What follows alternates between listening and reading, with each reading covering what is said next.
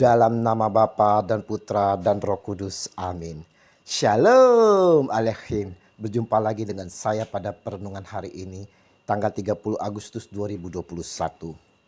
Atasi penolakan dengan penuh kedamaian. Bacaan liturgi hari ini diambil dari 1 Tesalonika 4 ayat 13 sampai dengan 17, Injil Lukas 4 ayat 16 sampai dengan 30. Saudara-saudaraku yang terkasih di dalam kasih Kristus, saya kalau pulang kampung, tempat di mana saya lahir dan dibesarkan, saya selalu ingin berjumpa, berkumpul dengan saudara-saudara, teman, kerabat, dan tetangga saya. Saya ingin berkumpul untuk share selama saya merantau, dan penuh harapan dalam diri saya, mereka semua dapat menerima diri saya. Hari ini saudara-saudaraku yang terkasih, di dalam Injil yang kita baca, Yesus pulang kampung tempat dia dilahirkan dan dibesarkan. Yesus saat pulang kampung tetap menjalankan kebiasaannya, di mana pada setiap hari Sabat dia selalu masuk ke rumah ibadat. Hari itu saudara-saudara yang terkasih, dia berdiri hendak membaca dari Alkitab.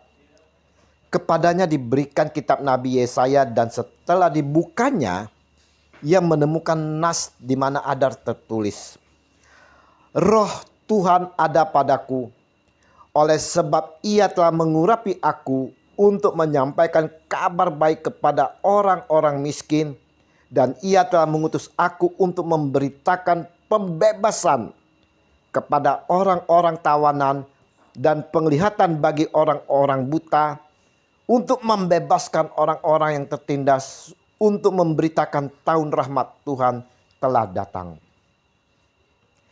Lalu ia memulai mengajar mereka, katanya, "Pada hari ini genaplah nas ini sewaktu kamu mendengarnya." Dan semua orang itu membenarkan dia, dan mereka heran dan akan kata-kata yang indah yang diucapkannya. Lalu kata mereka, "Bukankah ia ini anak Yusuf?" Saudara-saudaraku yang terkasih di dalam kasih Kristus, banyak dari mereka yang mengenal siapa Yesus.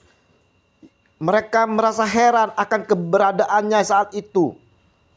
Dia adalah anak tukang kayu. Kok hebat ya? Kok pengajarannya sangat tajam? Kok dan kok semuanya. Semua heran, saudara. Dan ada yang merasa iri. Ada juga yang mencibir dan menolaknya. Bahkan yang menolaknya lebih banyak, saudara. Mereka bangun lalu menghalau Yesus keluar kota dan membawa dia ke tebing gunung tempat kota itu terletak, untuk melemparkan dia dari tebing itu. Sakit hatikah Yesus, saudara? Nah, sekarang saudara, pernahkah kita merasa ditolak? Entah di tempat sekolah, tempat kerja, komunitas, kombas, wilayah, persekutuan, atau di dalam keluarga kita sendiri, saudara.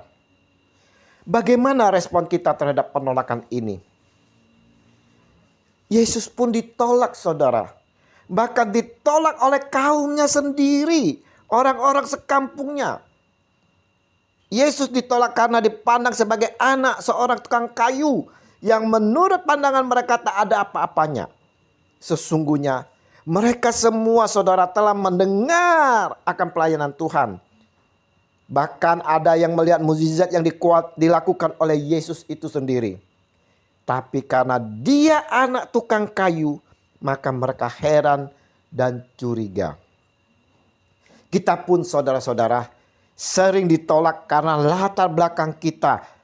Kita dianggap tak pantas, tak layak.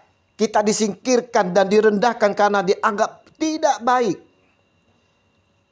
Lalu kita menjadi kecewa, saudara.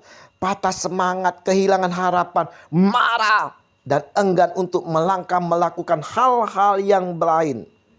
Kita takut dan tak bisa berbuat apa-apa. Atau tak sedikit dari kita, saudara, yang melakukan perlawanan dan melukai mereka yang menolak kita. Ada kisah nyata, saudara-saudaraku yang terkasih, di mana seorang anak gadis, ayahnya seorang penarik beca, ibunya adalah seorang pembantu pencuci baju keliling. Waktu gadis ini sekolah selalu diejek, dihina oleh teman-temannya saudara. Bahkan tak ada satupun yang mau mengajak dia bermain. Namun saudara-saudaraku, gadis ini tidak patah semangat, tidak sakit hati. Justru ini memicu dirinya untuk bersemangat lebih giat belajar lagi. Singkat cerita saudara-saudara, gadis ini bisa masuk ke perguruan tinggi dan mengambil kedokteran. Semua teman-temannya yang lama pun heran dan tak percaya saudara. Gadis tukang beca, ibunya pencuci baju, kok bisa masuk kedokteran? Gadis ini dengan percaya diri dapat menyelesaikan kuliahnya dengan singkat. Walau latar belakang orang tuanya sebagai penarik beca dan pencuci baju saudara. Saudara-saudara yang terkasih, Yesus pun walau tak diterima, dia ditolak, tetap bersemangat melayani saudara. Dia berkeliling dari satu daerah ke daerah lain melayani mereka yang membutuhkannya.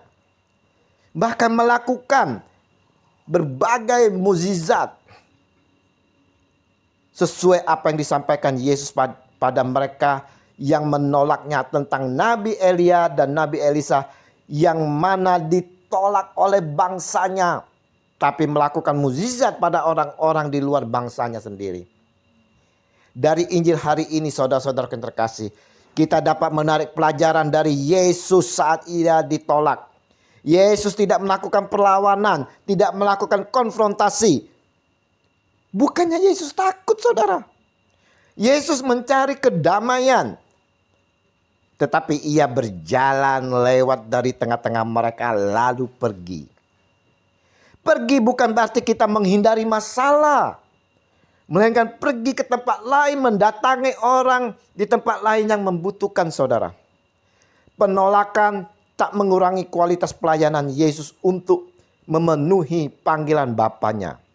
Nah, saudara-saudara yang terkasih, baiklah kita mau mengikuti cara Yesus dikala kita ditolak saudara. Tidak menghadapi penolakan dengan konfrontasi, namun dengan bijak kita pergi dan mendatangi mereka yang sedang membutuhkan kita. Kita tetap mau menjaga kedamaian walaupun ditolak. Kita harus tetap melayani Tuhan, melayani dengan penuh urapan Roh Kudus, sama halnya Yesus Kristus Tuhan kita. Seperti yang dikatakan Yesus, Roh Tuhan ada padaku oleh sebab ia telah mengurapi aku untuk menyampaikan kabar baik kepada orang-orang miskin, dan ia telah mengutus aku. Kita pun saudara-saudara diutus oleh Allah Bapa. Kita dipanggil untuk setia menyatakan kebenaran dimanapun, kapanpun, dan apapun pekerjaan kita. Andaikan kita harus pergi karena orang tak senang, kita pergi dengan kebenaran saudara. Maukah kita pergi dalam utusan ini? Siapkah kita? Roh Kudus yang akan membimbing dan menuntun kita serta memampukan kita untuk menjalani perutusan ini. Amin. Dalam nama Bapa dan Putra dan Roh Kudus. Amin. Shalom Aleichem.